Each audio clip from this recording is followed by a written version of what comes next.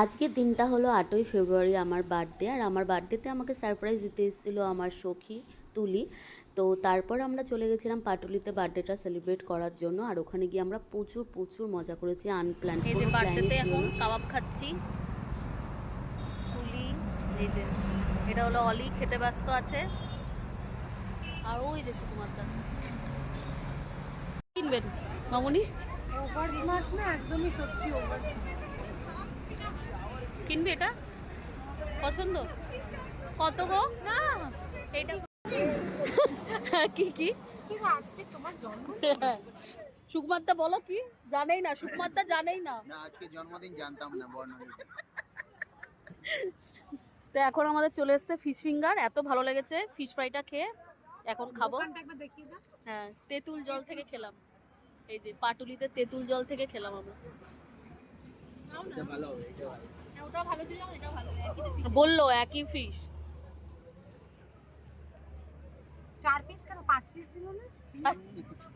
4 জন আছি, ওর জন্য 4 পিস। ভালো ভালো। তারপর আমরা প্রচুর খাওয়া দাওয়া করেছি, ফিশ ফ্রাই, ফিশ ফিঙ্গার, অনেক অনেক খেয়েছি আর প্রচুর মজা করেছি। আর সেদিনকে একটু ঠান্ডা ঠান্ডা ছিল, আর অলি দেখো কাপ ছিল ঠান্ডায়। আর এটা খুব ভালো ছিল, পাটুলিতে গিয়ে খেয়েছিলাম আমরা তেঁতুল জল থেকে।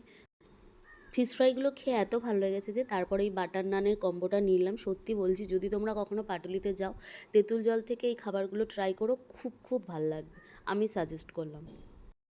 কি নচিদার কফি কেমন লাগছে দিদি? দারুণ ভালো লাগছে কফিটা, আমি ফার্স্ট টাইম টেস্ট করছি, কিন্তু বেশ ভালো। সুকুমারদা, চুমুকও দেয়নি।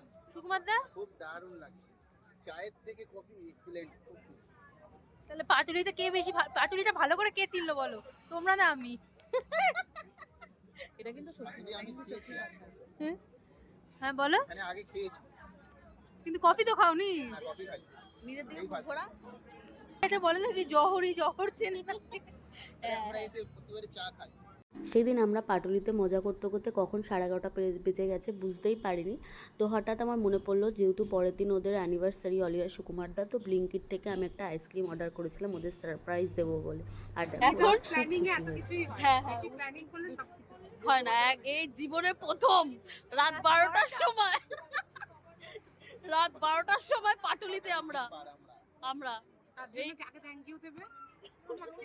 তার জন্য হ্যাঁ, তুমি এসেছিলে বলে। তুলি এসেছিল বলে তুলিকেই থ্যাঙ্কস জানাতে হবে, কারণ ও আমাকে সারপ্রাইজ দিতে এসেছিল আমার বার্থডেতে। আর আমি জানতাম একদম আসবে, একদম আসবে। অ্যাকচুয়ালি সারপ্রাইজ দিই সুকুমার।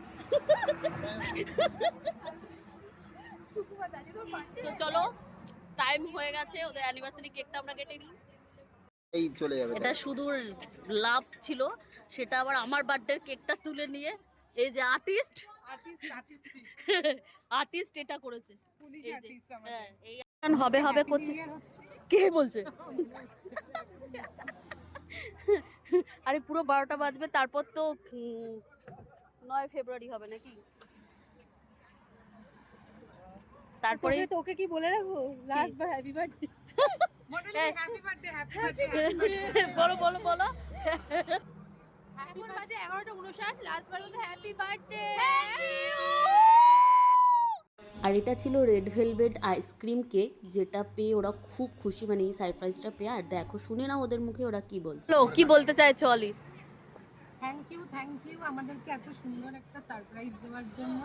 সত্যি মানে এত আনপ্ল্যান্ড, মানে প্ল্যান করে এরকম ভাবে অ্যানিভার্সারি হয়নি।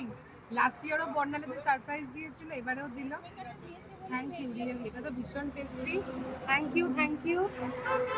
Most welcome. সব সময় হাসি খুশি থেকো, এভাবেই ভালো থেকো দুজনে। তোমরাও ভালো থেকো। সুকুমারদা কি বলবে, কেমন লাগলো? ভালো লাগলো, আমি তো বুঝতেই পারিনি এরকম এত বড় সারপ্রাইজ। এটা তাকিয়ে বলো, তাকিয়ে। এত বড় সারপ্রাইজ দেবে আমরা তো ভাবতেই পারিনি। খাও খাও খাও খাও।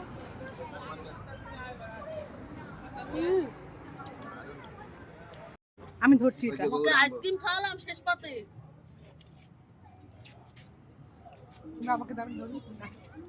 দিনটা যেহেতু খুব সুন্দর করে কেটেছে, তো সেই আনন্দে আমি সবাইকে নাচার কথা বলছিলাম, সুকুমারদাকে বলছিলাম তোমাকে আইসক্রিম খাইছি, শেষ পাতে নাচতেই হবে। আর দেখো, এখানে আমরা একটু গান চালিয়ে নেচে নিলাম সবাই মিলে। তো খুব খুব মজা করেছি সেদিনকে। সুকুমারদা হাত তোলো। চলো, এভাবেই শেষ হবে আজকের দিনটা আমাদের। Tata, bye bye.